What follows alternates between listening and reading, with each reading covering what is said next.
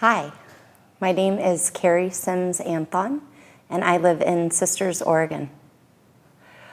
Yoga found me early on because I grew up in Ojai, and when I was a young child, even the mayor was a yoga teacher, as my parents like to remind me. But I didn't really embrace the practice until I went away to college.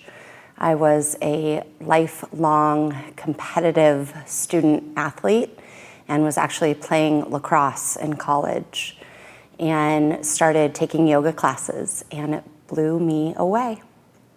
And I realized that I didn't have to be competitive anymore. And so yoga totally changed my life at that point, and I decided that I wanted to pursue deepening my practice and really starting to study the 8 limbs.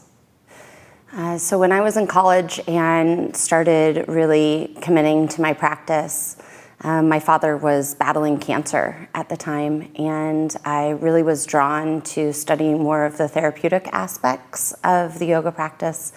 And so when I graduated from college, I decided to pursue a training in yoga therapy. And I really wanted to deepen understanding of yoga as a therapeutic tool, specifically for those that were dealing with injuries and illnesses. And I wanted to understand more why it had affected me at such a deeper level beyond just the physical. Right after I graduated from college, I actually was living abroad. I had lived abroad my junior year of college and had come home and moved back to Europe right after I graduated, and was really wanting to pursue a training in yoga therapy. And so did a little research and saw that there was a training back in my home state of California. It was actually in Santa Barbara with integrative yoga therapy and Joseph Lepage. And I was really inspired by what they were teaching. And so I came home and spent some time with my family and went and did my first 200-hour teacher training. And that was in 2000. I remember vividly when I told my parents that I wanted to pursue my yoga teacher training certificate, and my dad's response was initially, "Give me back your college tuition then." So I knew that, pursuing becoming a full-time yoga teacher was going to be a challenge. And so for many years, I balanced being a yoga teacher with also a quote-unquote real job. Really, very early on out of the gate, after I received my training, I had moved back to Europe, and I actually opened up a little yoga studio above a veterinary clinic in England. So that was interesting, lots of different smells and sounds in that yoga studio.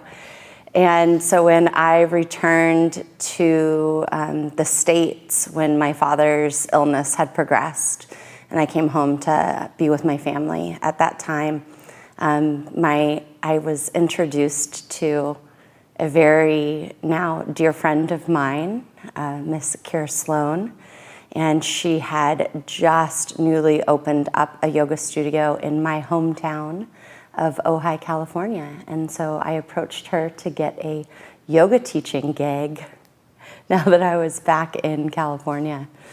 So I was teaching yoga in Ojai at Lulu Banda's and was working in a day job, which was in, at that point in time, the technology world. I had studied film in college and had worked on and off as a production assistant and a production coordinator for some documentary filmmakers, and had segued into the internet television world. So I was working a day job for an internet television network that was very demanding, and my moonlight gig was as a yoga teacher at Lulu Banda's in Ojai. So I moved up to Oregon 11 years ago with my husband. He's a fly fishing guide, so that took us to land in Central Oregon. And we moved to the small town of Sisters. And sisters reminded me a lot of home, reminded me a lot of Ojai, but I didn't have my peeps. And so part of moving there and realizing that there wasn't a yoga community, there wasn't a Sangha there, really inspired me to open up a studio so I could find like-minded individuals and create that Sangha that I was missing so much from my time being down in Ojai. So a lot of that initial opening of the studio in Oregon really was for me to find a home so that I could feel at home and find the people that were like-minded, that were also seekers on the path. And studio ownership is a wild ride. It's really initially interesting to try to find the balance of being a studio owner as well as a teacher, as well as just a member of that Sangha that you're seeking. So that's been really the greatest challenge.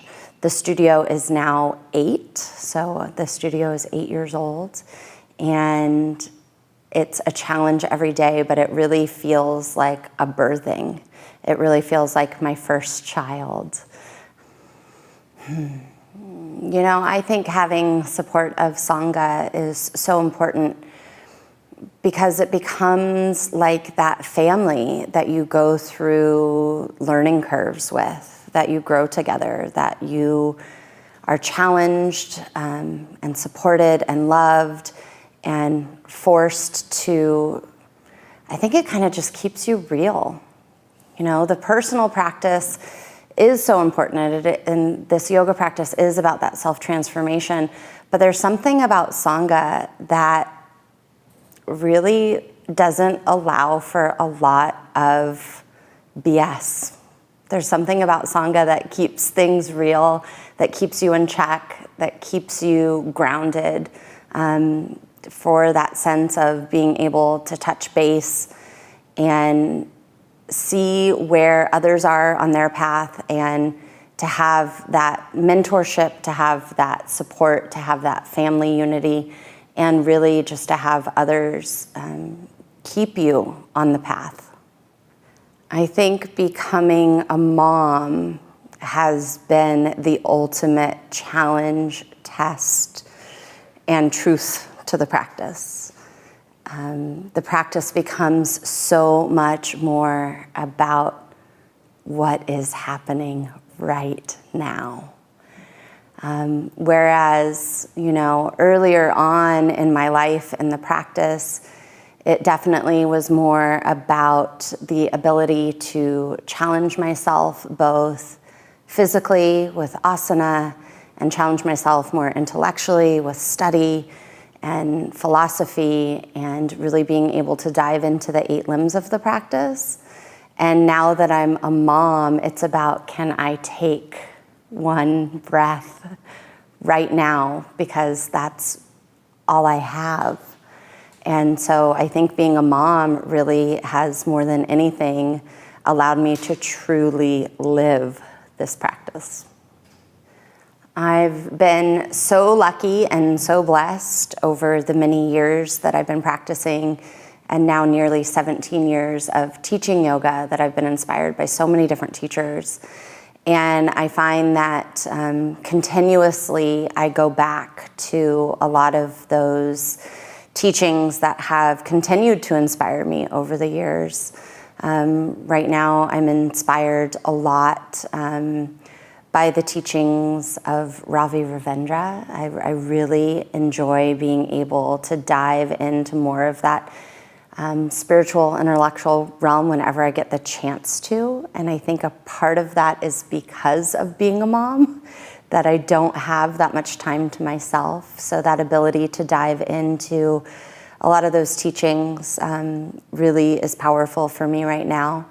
It's about slowing things down, about taking, you know, those breaths, that 5-minute practice. A lot of my teaching right now is inspired just with the realness of it all, and being so grateful to my students for showing up because I actually understand now so much better how hard it is to actually get into the studio and to take that time out of your day to come together and meet on the mat. And so that's really what I think a lot of my current teaching is inspired by, of just the realness of how important it is to take that time for self.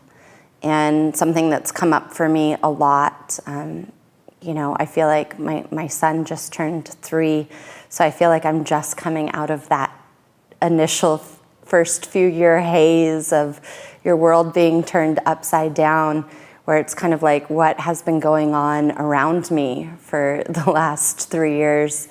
And it's really about coming back to gratitude and realness, and getting away from any sort of shoulds, because there really isn't any way that this practice should look or should progress. It's just what is happening now. I think my greatest intention in offering any sort of yoga teacher training is to create a foundation and a base where teachers can find their own voice. I find that so much in the yoga world right now is becoming replicas and, churning out teachers that have scripts and things to look like their senior teachers. And the last thing I want out of any of my trainings is for someone to come out and teach like me, because I want them to learn how to find their own voice. And again, just coming back to that realness of finding what speaks to them, and allow that authenticity to come through so that they can teach using their own voice, and really giving them that foundation to feel supported and secure so that they can share their teachings with the world. I think that is the practice, is continue to work with everything that shows up. I know that in my being, there is, always that inner type A that likes to make spreadsheets. And so I allow myself that, and then I try to keep myself in check, because that competitive nature does have a tendency to want to show up. And so it's about learning how not to take myself so seriously. And I think that that's a continual lesson.